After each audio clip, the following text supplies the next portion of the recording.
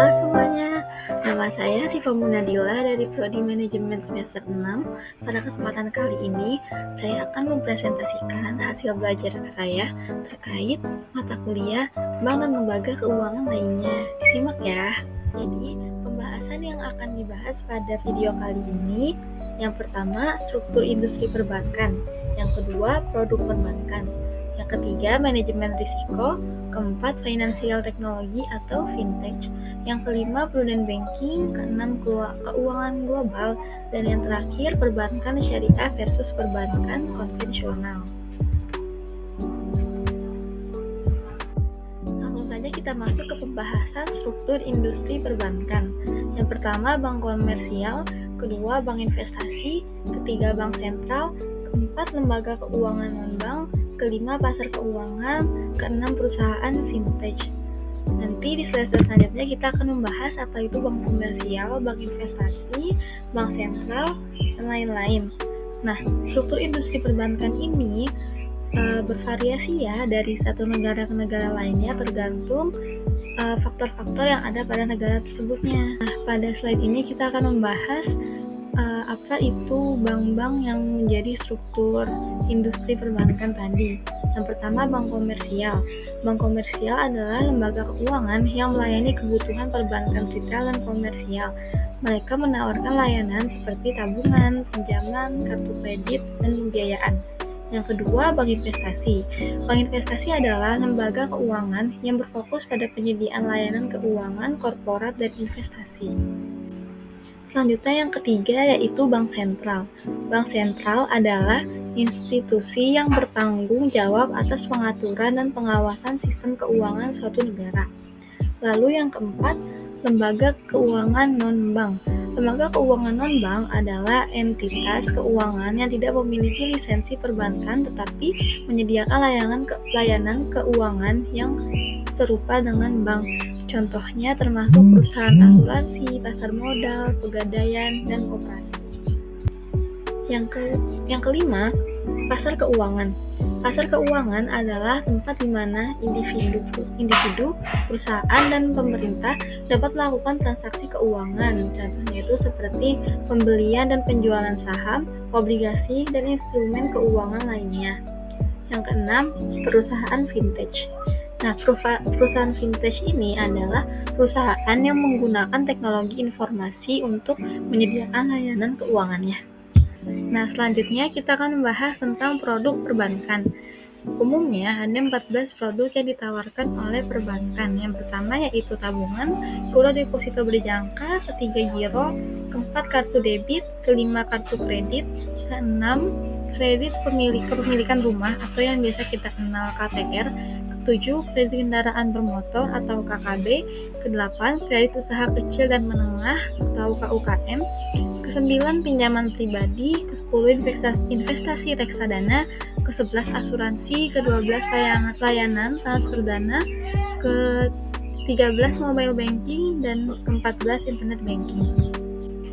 Pembahasan selanjutnya yaitu manajemen risiko. Manajemen risiko adalah proses identifikasi, evaluasi, dan pengendalian risiko yang ada dalam suatu organisasi atau kegiatan. Tujuan utama dari manajemen risiko adalah untuk mengidentifikasi potensi risiko yang dapat mempengaruhi pencapaian tujuan organisasi, mengukur dampak dan kemungkinan terjadinya risiko tersebut, serta mengambil tindakan yang sesuai untuk mengurangi risiko atau mengelola risiko tersebut dengan efektif.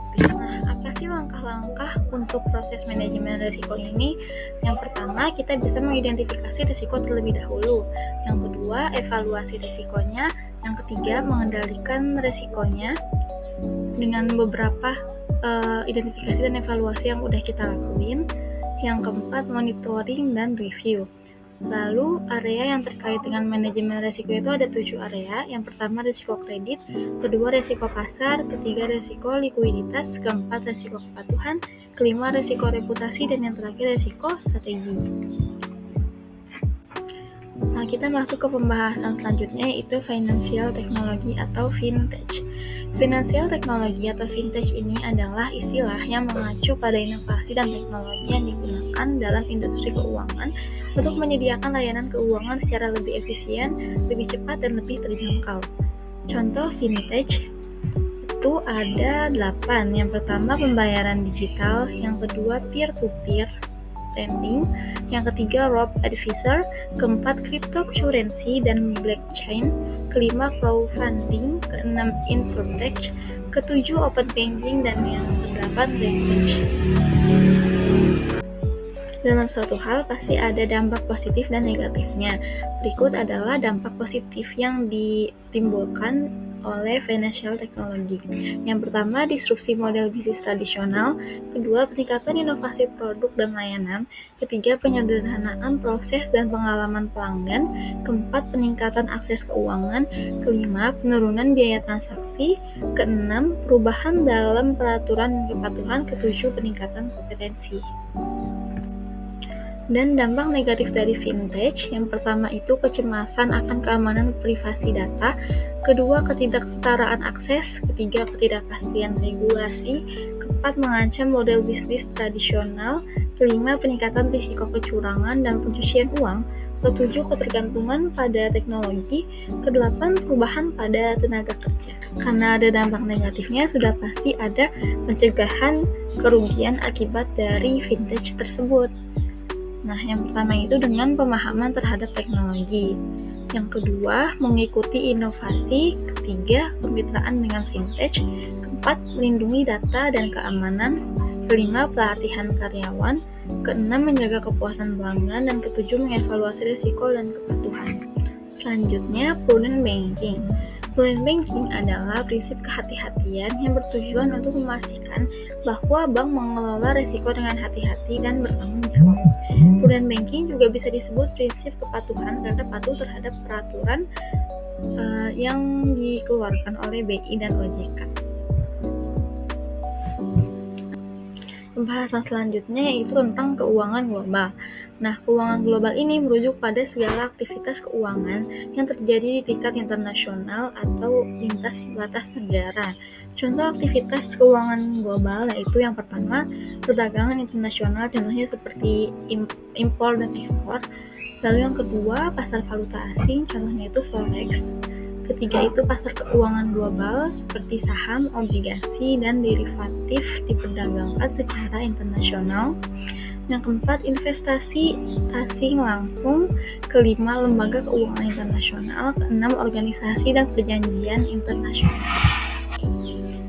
Pembahasan terakhir kita yaitu perbankan syariah versus perbankan konvensional. Nah, perbedaan utama antara perbankan konvensional dan perbankan syariah ini ada pada prinsip dasarnya. Perbedaan konvensional menggunakan sistem bunga sebagai dasar operasinya mereka, sedangkan perbankan syariah mengandalkan prinsip bagi hasil dan transaksi berbasis aset yang sesuai dengan hukum Islam. Alhamdulillah kita telah sampai di akhir video. Kurang lebihnya saya mohon maaf. Semoga bermanfaat. Wassalamualaikum warahmatullahi wabarakatuh.